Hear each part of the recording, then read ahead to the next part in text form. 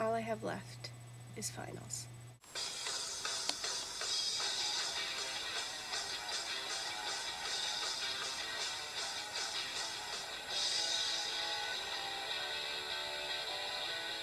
So I've been insanely busy up until this morning. I had my one class today.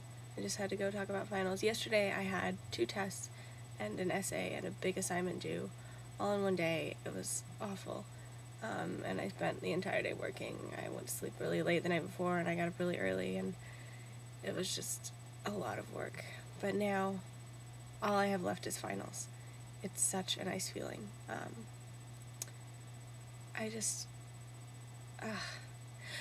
I'm making this video and I don't really have anything else to say, but my dad gave me this book a long time ago. It's in a cloth cover because it's like really old and kind of falling apart. It's called Strangely Enough,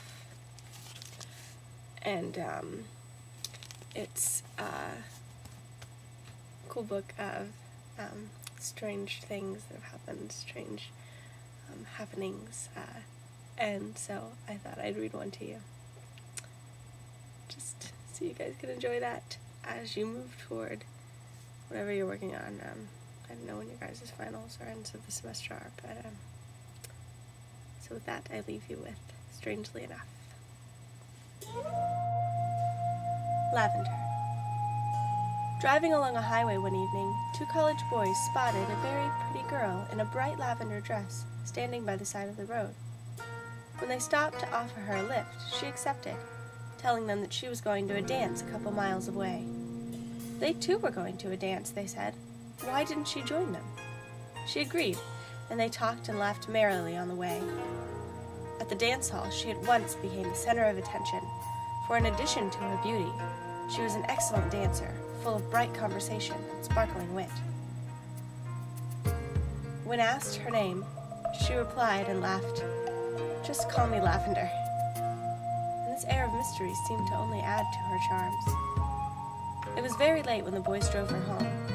The night air had grown cool, and one of the escorts gave her his topcoat to wear. She directed them to her house, a dilapidated shack way back on a rutted dirt road, and the boys bid her goodnight. It wasn't until they had arrived at their school that they realized that the topcoat had not been returned. The next afternoon they decided they would go back to look for it. At the shack the next day, a very old woman answered their knock. She knew no Lavender, she said, and the boys described their companion of the evening. Recognition came to her withered face. They had described Lily, she told them, and Lily had been dead for many years. She was buried in an old abandoned cemetery down the road. The 2 flustered boys drove away in stunned silence. It was a hoax, they thought, for what other explanation could there be?